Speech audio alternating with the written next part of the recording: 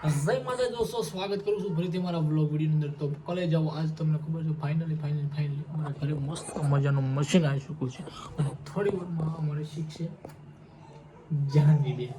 કહી દો તો આ મશીન શીખવાનું છે, કહી દો. મારે મશીન શીખવાનું છે. એટલે મિત્રો તમે બધા કામ કરાવવા આવજો. હા, પેંડા પણ ખાવાના છે. પેંડા પણ તમને ખવડાવવાના છે. તમે એમ સમજતા છો કે કઈ ખુશી છે. તો દોસ્તો સરસ મજાનું મશીન અમે લાવી ચૂક્યા છે. જાહ્નવી બેન પણ છે.